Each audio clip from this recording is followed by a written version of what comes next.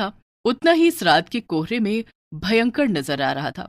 डाक बंगला या यूं कह लीजिए सरकारी गेस्ट हाउस, जहां सरकारी कर्मचारी, नौकरशाह और मंत्री लोग रुक सकते हैं। उस रात मनमोहन अपनी बीवी अनु, बेटे रवि और बेटी जीविका के साथ वहां रुकने आया होता है। वो एक आम आदमी होता है, इसलिए भुगतान भरकर वो वहां ठहरता है। अब कोई गेस्ट हाउस नजर ही नहीं आ रहा है मुझे, इसीलिए यहाँ आना पड़ा। माफ करना रवि बेटा। क्या पापा, अभी ये डाक बंगला कितना खौफनाक नजर आ रहा है, इसमें हम अगले 2 दिन कैसे बिताएंगे? रवि बेटा, कॉलेज का लास्ट ईयर चल रहा है तुम्हारा, इतने बड़े हो गए हो फिर भी इतना डरते हो।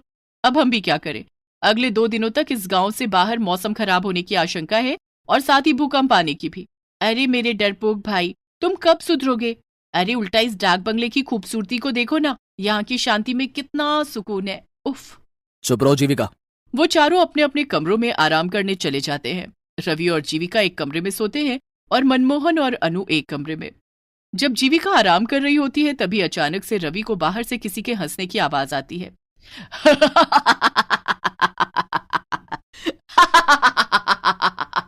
मेरे पास आओ, आओ, आओ मेरे पास, आओ। ये किसकी आवाज है? कौन है? रवि के पसीने छूटने लगते हैं और वो बालकनी में जाता है। तभी उसे वहां कोई नीचे नहीं दिखता है और ना ही दूर दूर तक जंगल में कोई नजर आता है। यहाँ तो दूर दूर तक कोई नजर नहीं आ रहा है, फिर ये आवाज किसकी थी? जीविका, तुम पागल हो क्या? ऐसे कोई करता है क्या? मैं कितना डर गया एक पल के लिए। सॉरी, मैं तुम्हें बस इतना कहना चाहती हूँ कि तुम अपने मन में से इस डर को भगा दो। ये जगह दिखने में जितनी हॉन्टेड है उतनी असल में है नहीं यार। थोड़ी देर बाद वो चारों खाना खाने नीचे आते हैं। तभी एक बूढ़ी काकी उन्हें खाना परोसती है। मैं झूठ क्यों बोलूंगा, मैं सच कह रहा हूँ, ये डाक बंगला सही नहीं है। मैंने अपने कानों से उस औरत की आवाज सुनी है।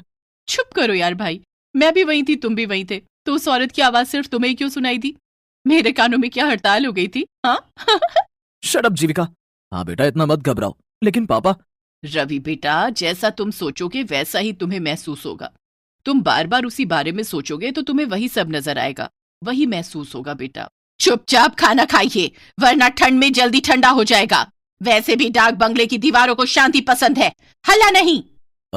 जी काकी। सभी खाना खाकर सो जाते हैं, लेकिन रवि को रात को नींद ही नहीं आती। वो हर वक्त बस उस आवाज के बारे में ही सोचता है। तभी उससे कमरे का दरवाजा अपने आप धीरे धीरे खुलते हुए दिखाई देता है। ये क्या? ये दरवाजा अचानक से कैसे खुल रहा है? ये सब क्या हो रहा है? दरवाजा अपने आप खुल जाता है और रवि बिस्तर से उठकर हिम्मत जुटाते हुए दरवाजे के पास जाता है। तभी वो एक काले साई को फौरन सीढ़ियों से नीचे की तरफ भागते हुए देखता है। ये देख रवि की सांसें तेज और कलेजा कांपने लगता है। कौन था वहां? कौन था? और ये क्या? ये पेपर, इस पे तो खून की स्याही से लिखा है, मैं तुम सबकी जान ले लूंगी। क्या? तभी रवि बहुत ज्यादा डर जाता है और वो तुरंत मनमोहन, अनु और जीविका को उठाकर उन्हें सब कुछ दिखाता है और साथ ही वो पेपर भी दिखाता है। मेरा यकीन कीजिए माँ पापा, मैं झूठ क्यों बोलूं भला? मैंने सच में किसी काले साए को सीढ़ियों से नीचे की तरफ भागते हुए देखा है। और ये पेपर, इस पर खून की स्याही से लिखा है, देखो आप। उस पेपर से वो सब लिखा हुआ मिट चुका था। ये देख रवि के होश उड़ जाते हैं। ऐसा कैसे हो सकता है? रवि एक काम करो, तुम और जीविका हमारे कमरे में सो जाओ। चारों एक साथ सोएंगे तो किसी को डर नहीं लगेगा। लेकिन पापा, मैं डर नहीं रहा, मैं बस मेरी और आपकी सबकी भलाई के लिए कह रहा हूँ। यहाँ से चलिए। आप सब भूत प्रेत में विश्वास नहीं करते होंगे, लेकिन मुझे है। रवि भाई, तुम कुछ ज्यादा ही सोच रहे हो। बस रवि, चलो सोने अब और कुछ नहीं सुनना है हमें। पहले ही तुम्हारे पापा और मैं बहुत थक चुके हैं। कोई रवि की बात समझने की कोशिश ही नहीं करता और सब एक ही कमरे में सो जाते हैं। जैसे तैसे रात गुजर जाती है। अगले दिन रवि उस बूढ़ी काकी से पूछता है, काकी, यहाँ इस डाक बंगले में केवल मैं और मेरा परिवार ही रुका हुआ है, यहाँ और कोई नहीं रुकता क्या? लोग यहाँ रुकने आते हैं, लेकिन अभी इस समय नहीं है। हटो यहाँ से, मुझे बाहर जाना है। रवि दिन में उस बंगले को अच्छे से देख लेता है। मनमोहन, अनु और जीविका बाहर बैठकर बातें कर रहे होते हैं। अरे रवि भाई, आओ हमारे साथ बैठ जाओ, वरना फिर कोई भूत आकर आपको परेशान कर लेगा। बस जीविका, कितना परेशान करोगी तुम उसे चिढ़ा चिढ़ा कर। ओके बाबा, सॉरी। रवि कुछ दूर टहलने जाता है और तभी उसे एक लड़की दिखाई देती है जो सुनसान सड़क पर फूल बेच रही होती है। साहब फूल ले लो ना साहब, गुलाब, चंपा, चमेली, मोगरा, जास्मीन, सारे फूल हैं मेरे पास। नहीं, मुझे नहीं चाहिए कोई फूल। अच्छा ठीक है, लेकिन मेरी बोनी हो जाए इसलिए एक फूल तो ले लीजिए प्लीज साहब। रवि उस फूल को खरीदकर अपनी माँ अनु को बालों में लगाने के लिए दे देता है। बाद में जब अनु बाथरूम में मुंह धोने जाती है तभी वहां की लाइट अचानक से बंद चालू होने लगती है।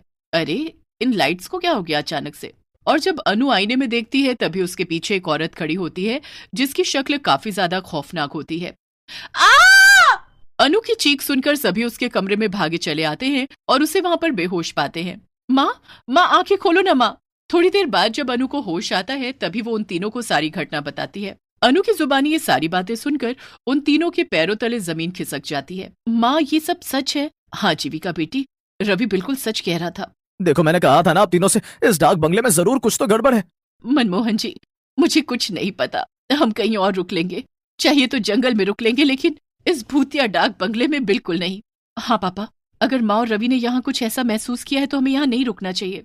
हाँ अनु, ठीक है, अपना अपना सामान ले लो, हम सब अभी इसी वक्त यहाँ से निकलते हैं। चारों अपना सामान पैक करके वहां से निकलने लगते हैं, लेकिन तभी वहां डाक बंगले के मुख्य दरवाजे पर वो बूढ़ी काकी खड़ी हो जाती है।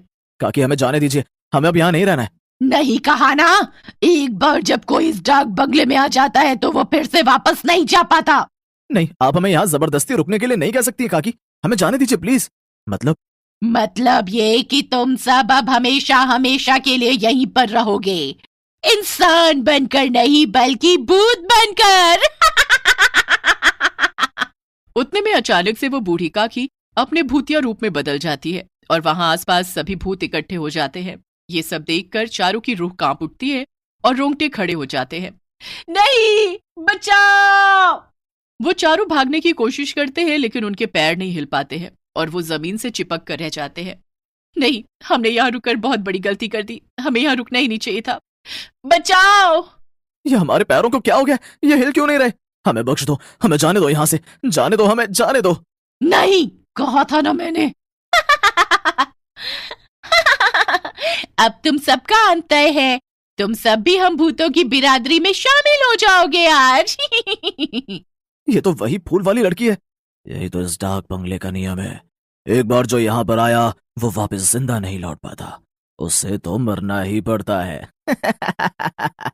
ये सब मैंने शुरू किया था, क्योंकि कई सालों पहले इसी डाक बंगले में काम करते करते एक गेस्ट ने मेरी जान ली थी, क्योंकि मैंने उसे सोने की तस्करी करते हुए पकड़ लिया था और मैं उसका जुर्म पुलिस को बताऊं, इस डर के कारण उसने मुझे मार दिया, क्योंकि सभी इंसान ऐसे ही होते हैं, मतलबी और बुरे। सारे भूत अब उन चारों के पास आने लगते हैं और चारों काफी ज्यादा घबरा जाते हैं, लेकिन तभी हम यहाँ से भाग तो नहीं सकते, लेकिन अपने मुंह से भगवान को याद तो कर सकते हैं।